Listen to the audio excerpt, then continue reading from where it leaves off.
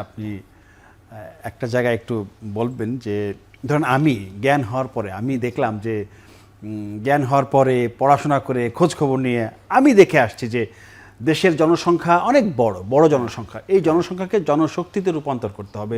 এটা নিয়ে ডিবেট করেছি, আলোচনা করেছি, সেই প্রসেস এখনও চলছে। কিন্তু জনশক্তিতে রূপান্তরের জন্য যে রিসার্চ করা দরকার, যে পলিসি দেওয়া দরকার, সেইগুলো কি হয়?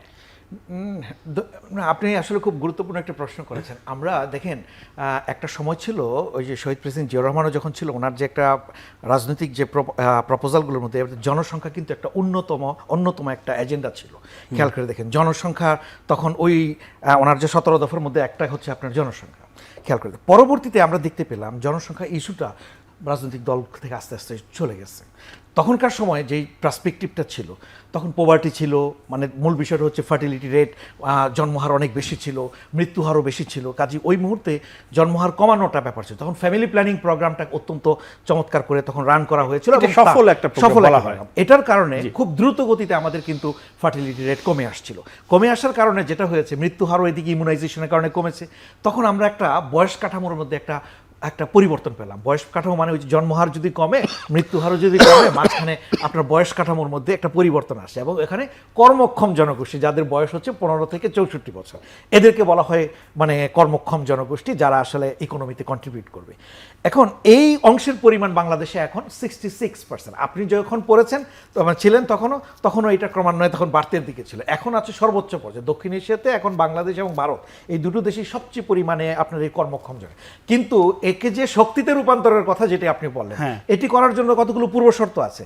আপনি এদেরকে যে শিক্ষাটা দিচ্ছেন, সেই শিক্ষাটা আপনি স্কিল, দক্ষতা ভিত্তিক গুণগত শিক্ষা দিচ্ছেন কিনা, মার্কেটের সাথে যে ধরনের ডিমান্ড তাদের দরকার, যে ধরনের জবের সাথে দরকার, সেটার সাথে প্রাসঙ্গিক কিনা। 2 নম্বর হচ্ছে এই যে মানুষগুলো, এরা সুস্বাস্থ্যবান কিনা, অর্থাৎ আমি তারা পুষ্টি সম্পন্ন, মানসম্পন্ন কিনা। 3 নম্বর যেটা হচ্ছে, এর সাথে সাথে এই মানুষগুলো আমার সংখ্যায় যে বাড়লো, আমি জব তৈরি করলাম কিনা। মানে যদি আপনি মার্কেটে যদি জব তৈরি করতে না পারেন, এই যে 20-22 লাখ প্রতি বছর যে আসে, এরা যদি জবে না আসতে পারে, তাহলে আনএমপ্লয়েড থেকে যাবে। তাহলে আপনি যদি মনে করেন, একটু ফর্মুলাটা এভাবে চিন্তা করেন, আমার জনসংখ্যা আছে, কর্মক্ষম জনগোষ্ঠী আছে, ইয়থ ফোর্স আছে, কিন্তু মার্কেটে আমার জব নাই।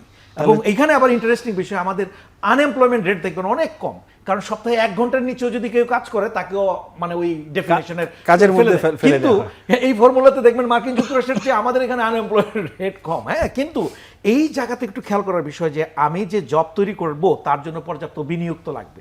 তো বিনিয়োগ পর্যাপ্ত আসছে কিনা, তো সেটি যদি না হয়, তাহলে মার্কেটে জব তৈরি হবে না।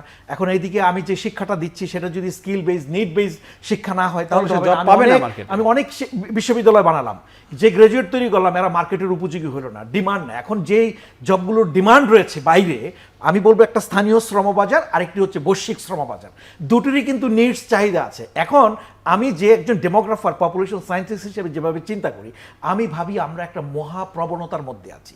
এই মহাপ্রবণতাকে বলা হয় ইংরেজিতে মেগা ট্রেন্ডস।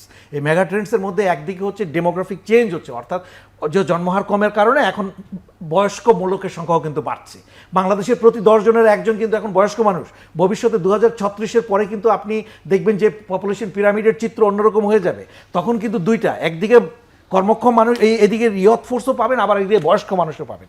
তো এই দুই মানুষগুলোকে যে সুস্থ রাখা, ডিজিজ প্যাটার্নে পরিবর্তন আসছে, মানে কমিউনিকেবল ডিজিজ থেকে নন কমিউনিকেবল ডিজিজে যাওয়া। এখন একটা রোগ হলে যে পরিমাণ খরচ হয়, আপনি আমাদের দেশে জানেন যে স্বাস্থ্য ব্যয় যে কি পরিমাণে অনেক হাই। তো এখন এই জায়গাতে যে প্রবলেমটা আপনি বললেন যে কেন এদেরকে শক্তিতে রূপান্তর করতে পারছি না, এই কারণে, কারণ তাদের যে ডিমান্ড বা যে এডুকেশনটা দরকার ছিল, আপনি মনে করেন যে শ্রমবাজারের যদি চিন্তা করেন, যেগুলো স্কিল মার্কেটে, এই মার্কেটে কাদেরকে আমরা পিক করছি, আমরা ইউনিভার্সিটিগুলোর সাথে ইন্ডাস্ট্রির কোনো অ্যাকোমোডেশন, মানে এক ধরনের লিঙ্ক আছে কিনা, নিডস বেস কারিকুলাম চেঞ্জ করা, এবং এর সাথে তাদের চাহিদা ভিত্তিক আমরা শ্রমবাজারে দিচ্ছি কিনা। আমরা যেটা করছি, কিছু শিক্ষিত বেকার তৈরি করছি, কিন্তু বেসিক্যালি, এবং উচ্চ শিক্ষিত বেকার তৈরি করছি, এরা মার্কেটে ওইভাবে কন্ট্রিবিউট করতে পারছে না, এবং এরা কখনো শক্তি হতে পারবে না, এরা হবে বার্ডেন। কিন্তু আমি ওইটুকু আবার বলতে চাই যে সময় কিন্তু আসবে, আর এদের মধ্যে হতাশা জাগ্রত হবে, এরা কিন্তু আবার এক ধরনের পরিবর্তনের জন্য সংঘবদ্ধ হবে। কাজে ওই জায়গাটা ডেমোগ্রাফি ম্যাটার্স। আমি আবারও বলি, ডেমোগ্রাফি ম্যাটার্স। এটা যদি রাষ্ট্র ক্ষমতায় যারা রয়েছেন, তারা যদি ওই ভাবনা চিন্তা না করে, এই জনসংখ্যার যে উপগোষ্ঠীগুলো, যে মানুষের যে চিন্তা, চাহিদা, প্রত্যাশা তার সাথে সমন্বয় রেখে জি, কাজ করতে হবে।